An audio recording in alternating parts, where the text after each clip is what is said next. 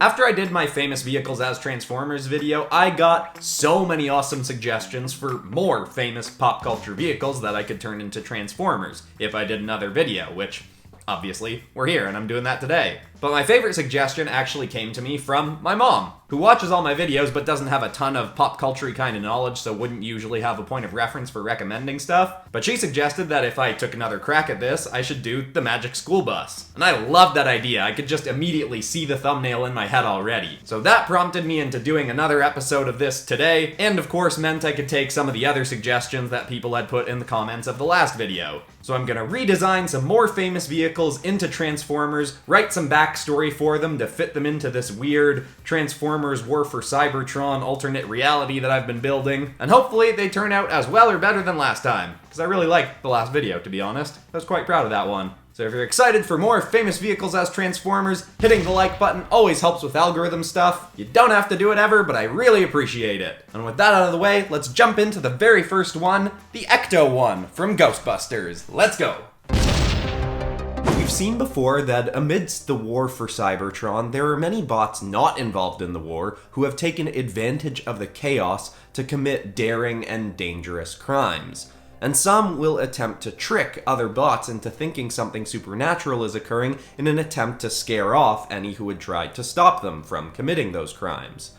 These have often been debunked by honorable detectives such as Mysterior Maxis or Badamus on occasion, but there are also occasions where genuinely supernatural events occur, and a specialist needs to be brought in. When a being of Cybertron dies, a much more frequent occurrence during the war, their spark essence will not always pass on.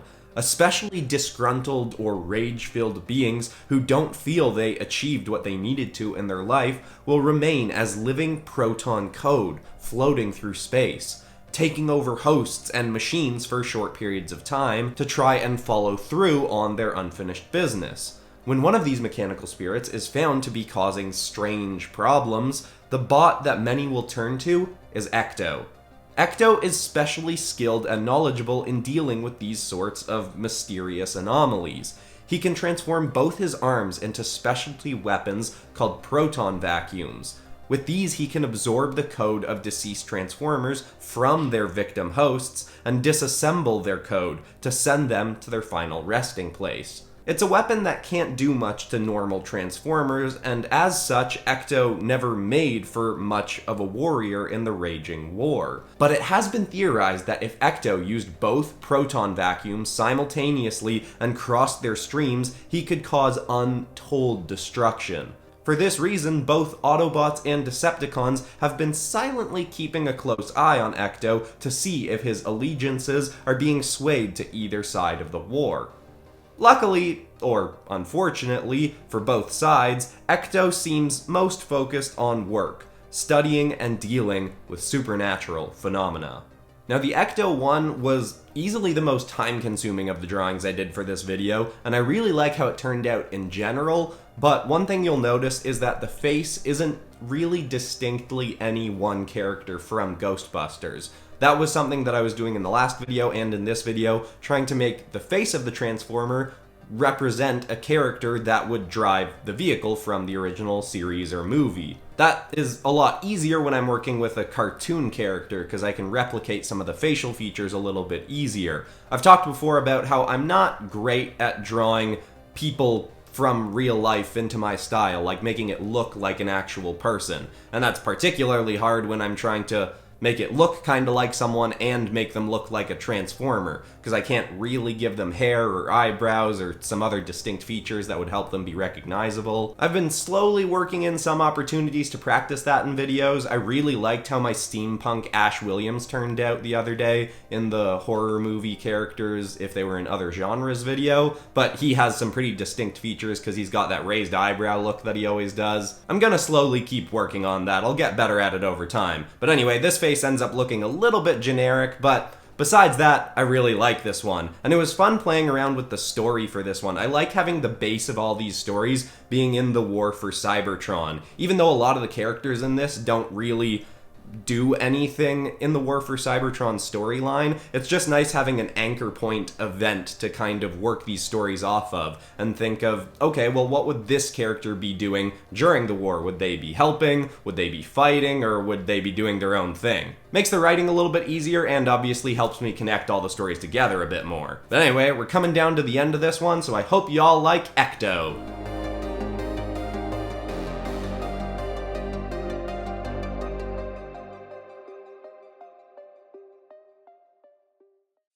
Now, during times of war, many careers not focused on the battle at hand can be put on hold, but some refuse to let their work go undone. One of these dedicated workers is the ever-chipper Autobot teacher, Frizzbus. Frizzbus is an educator who is knowledgeable in every topic you can think of. Now, while the life cycle of a Transformer is unlike that of a human, they do still need to learn. And there are few better to learn from than Frizzbus. She's a teacher who puts a huge focus on real-world and real-universe experience. She has been known to take her students all across the galaxy to learn lessons about biology on other planets and star systems and much more. See, she has an incredible range of abilities that allows her to take her students on some unthinkable trips. She can grow and shrink herself and her students far more dramatically than normal Cybertronians. She can also teleport, and she has been observed to take her students backwards in time. Something that some have claimed she learned from Delorean, but in truth, she has had this ability far longer than Doc, and simply never showed it off as a potential asset for the war. She exclusively uses it for teaching and observing past events. She can also transform into many types of vehicles in quick succession, able to switch with ease from a land vehicle to a water vehicle to a spaceship and more. Her abilities are so wide-ranging that some have theorized that she's not simply a skilled transformer, but some kind of sorcerer who acquired magical skills off-world. Frizzbus's many abilities are greatly coveted by the Autobots, but while she is on their side politically speaking, Frizzbus refuses to enter the battlefield. Her focus is on teaching her students so they can make their own informed decisions on what the future of Cybertron should hold. Now, this one was the most fun to design easily, which makes sense because it was the one I was most excited to do going in. And it was also really nice getting to work with a female character again. In my Transformers videos, I think the only female character I've done so far was Wondrous Omega, and with these famous vehicle ones, because I'm trying to make the character somewhat represent the driver of the vehicle, there hasn't really been another opportunity to do a female character, because most of the time the vehicles that I really want to do just happen to have male drivers. So this was a nice change of pace, and it was really fun shifting around the different elements of the Magic School Bus onto the Transformer. It's a lot easier doing the design of a Transformer if they have more stuff going on. This one had some interesting stuff on the front hood. It's obviously got all the bus elements, the wheels, and then it also has some spaceship elements. There were a bunch of different versions of the Magic School Bus I could have used as a reference, but this was the most iconic one, and it gave me some extra stuff to work with that would be fun and interesting. One thing that I think turns out a little bit funny about this one is the eyes on the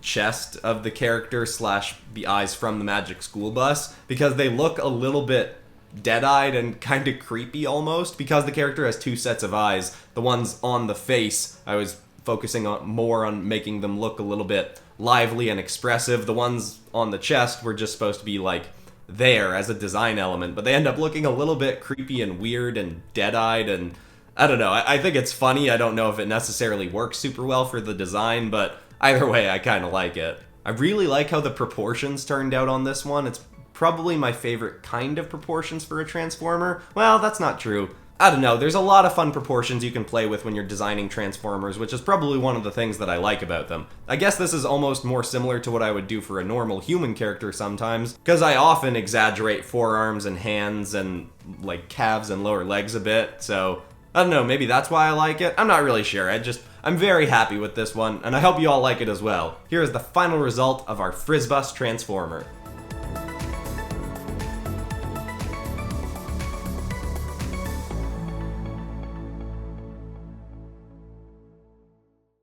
Now, a lot of the time when I've drawn Transformers on this channel, I haven't formatted them in dimensions that are good for turning into posters, which is why a lot of them that I've done so far haven't been in my online store. But for today's video, I made sure to draw them keeping in mind that I wanted to turn some of these into posters. So some of the Transformers from this episode, and maybe some of my older ones, are now up on my online Teespring store. You can see a bunch of the posters linked underneath all my videos, or you can just go to the full site to see everything. There's more Transformers on there now, and there's tons of Dragon posters up there. Also, as a final aside, if you like stuff like this, you've watched this far through the video and you're enjoying yourself, if you're not subscribed, make sure to subscribe, because I do 2 videos kind of like this a week. But anyway, let's get into our final Transformer with the Starship Enterprise.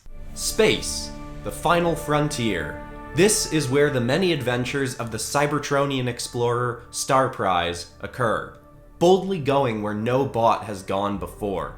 Like Millennius from our previous set of tales, Starprise spent much of his time during the War for Cybertron off-world, but for very different reasons. Starprise was a part of a fleet of Cybertronians who had dedicated their lives to exploring the universe and learning all they could about the unending worlds to be found. All the members of this fleet, once under the oath of the Prime Directive, were granted a warp drive, allowing them to travel incredible distances in no time at all. With one of these at hand, exploring became a far easier task. And while often Starprise's goal, like all in the fleet, was to avoid interfering with the progress of more primitive worlds, often Starprise would find himself in situations where he had no choice but to intervene. One particular case found Starprise studying a planet with very limited technology that was filled with hundreds of breeds of winged lizard creatures. But while studying them, he noticed that one of his own species had somehow, and for some reason, made his way from Cybertron to this world and was hiding out in beast mode as one of these lizards.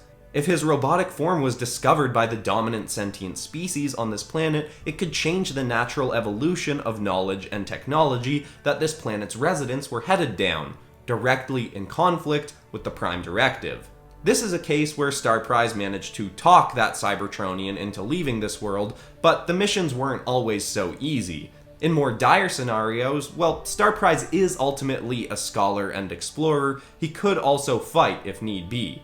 He has a litany of phaser cannons that can emit from his arms, he has shields that can take significant fire before breaking, and if need be, he is also an adept hand-to-hand fighter, and has a particularly strong two-fisted hammer swing. These, of course, are all things Starprise tries to avoid using, as he explores the universe trying to learn as much as possible about the final frontier.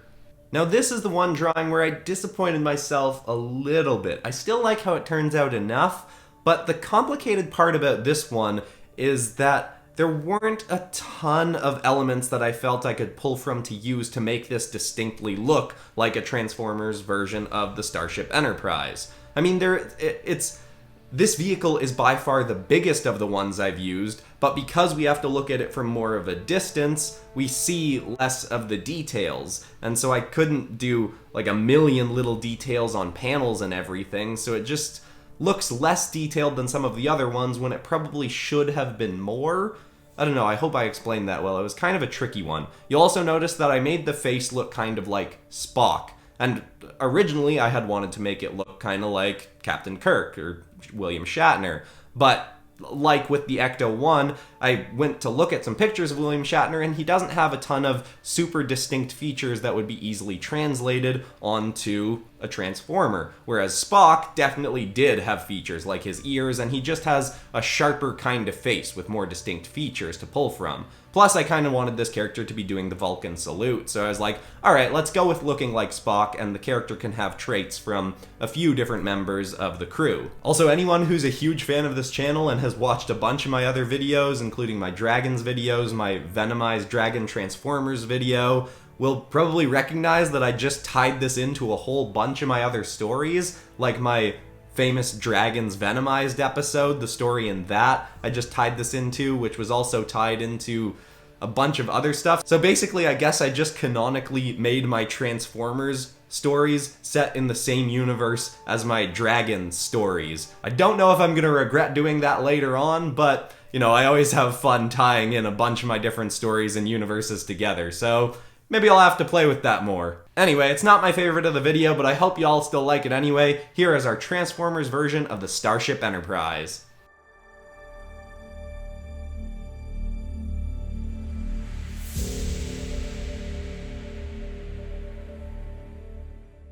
Anyone remember a few months back when I hadn't done, like, any Transformers episodes and I was avoiding drawing Transformers because I thought I was no good at drawing them? I think I'm willing to give myself a bit of a compliment here and say, I've gotten kind of decent at drawing Transformers, which just goes to show that if you think you're bad at drawing something, just start drawing it a whole bunch more, and eventually you'll get good at it. But anyway, I am happy to do a third round of this if people want it. I really wanted to do the Tron light cycle in this episode. That was a really cool suggestion that I'd seen, but as I have said in all my Transformers episodes, Transformers just take a lot longer to design, so I can never really do more than 3 in an episode. But I'm always happy to get even more suggestions in the comments. And of course, if you want more Transformers stuff on this channel, all the Transformers videos I've done have taken place in this same world storyline kind of thing. It started with my 2-part episode on Justice League characters as Transformers, then continued with my last famous vehicles as Transformers, and now we're here. But there's probably going to be more to come because I'm really enjoying drawing them. But anyway, everybody, that's all for today. I'm Christian Pearson. This has been PopCross Studios, home of Nerdy Start videos on YouTube.